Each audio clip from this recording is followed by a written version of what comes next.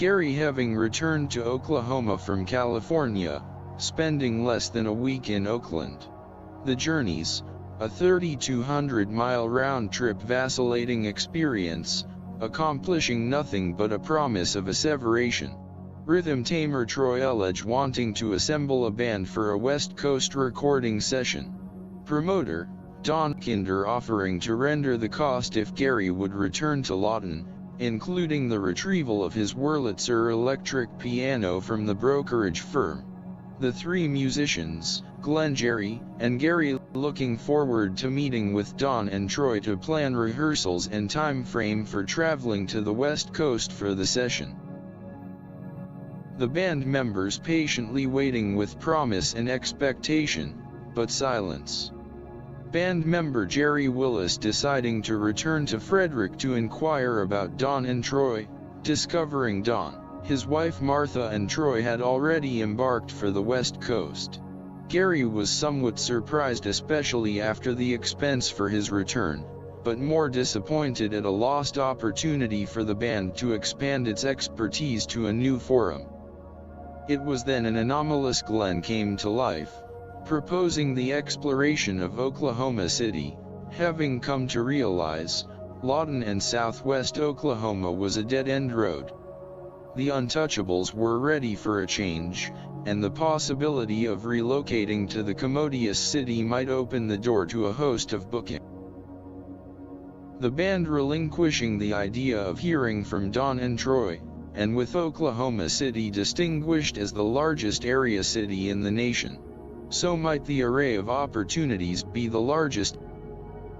The band journeyed north from Lawton on Highway 62 on a Friday, brushing the small farming communities before traversing into Chickasha, a more than one stoplight town, followed by the settlements of Blanchard, Newcastle, and the notifying marker, entering Oklahoma City, which was conveniently placed 10 miles before reaching the first signs of civilization.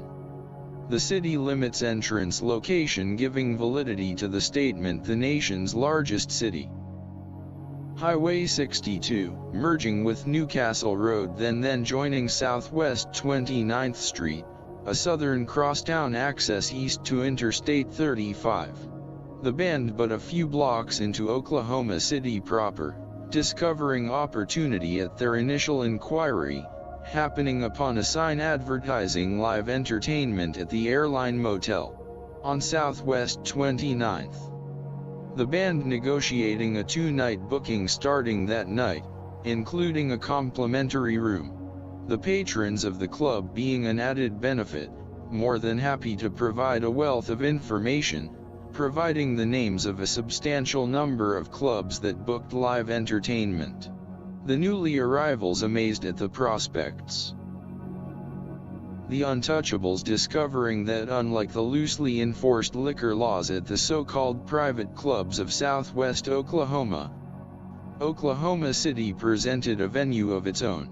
State law dictated that wine and hard liquor could not be sold at lounges, bars, clubs or any establishment except a liquor store. What could be sold were the setups, ice, soft drinks, water, and of course 3.2 beer. To entertain this service for liquor, the facility was required to have a private club license and customers were required to register as members or sign in as a guest. And as such, would provide their own bottled liquor which the club would conveniently label with the customer's name. The entrance door to most of the reputable clubs, in most cases, were locked. To enter the establishment, one would activate a door buzzer and it would either be answered by a club employee or buzzed in from the bar. The other options was, if a membership had been attained, a key would be issued to the member allowing access to the door, and those establishments became known as key clubs. Non-member customers were closely scrutinized, the club management always vigilant for the ABC Board, Alcohol Beverage Control Board, because it was common practice for the clubs to provide over-the-counter illegal sales from what was discreetly referred to as house bottles.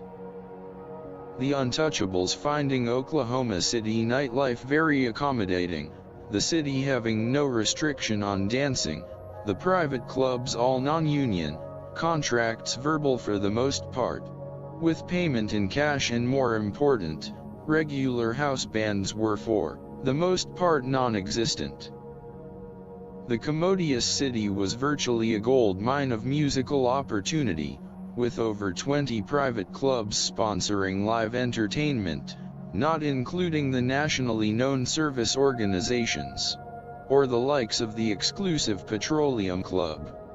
It was not uncommon for a band working 5 nights a week to find the group performing Thursday at one club, Tuesday and Wednesday at another, and a Friday and Saturday for a third engagement. The city nightlife encompassed a variety of music genre, the Untouchables' repertoire spanning everything from 1930 pop standards, 50s top 10 classic to the rhythm and blues and the rock and roll sound of the day. The 5-instrument sounding trio able to compete with a 5-piece band instrument-wise, also having an advantage price, and another factor was the band not only took pride in their music arrangements, but also in their appearance, dressing smartly in suit and tie. The initial booking leading to others, the 3 musicians acquiring a sparsely furnished rental house behind the Horseshoe Club on Southwest 28th and Kentucky. The rental house's location and price seeming ideal, but the musicians soon finding the reason it was so readily available during their first nights of occupancy. The band returning from the club their first night to their rental, tuning on of the lights in the darkened abode, spotlighting an agglomeration of unexpected hosts. The house was crawling with cockroaches, the floor seemed in transit with the scurrying dwellers, well sheltered and concealed by day, but rising to the podium at night.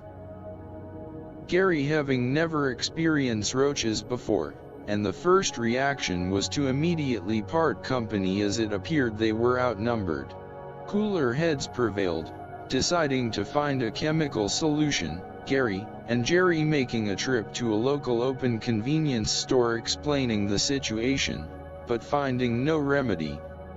Asking about available options. The store attendant conjecturing, there was a 24-hour drug store downtown that might provide a product for relief. A foray downtown to the corner of Sheridan and Broadway, the Skid Row section of town, the two inquiring about something that would exterminate roaches, the attendant pointing out the only available product, Harris roach powder. Returning to the rental, an abundant supply of blue-colored boric acid roach powder was distributed throughout and the musicians awaited the results. The 3 deciding to resume a search for a suitable rental. In the meantime, every night the uninvited occupants with their blue powder covering would abandon their concealment and proudly display their colorful selves. A commodious performance, for a commodious location.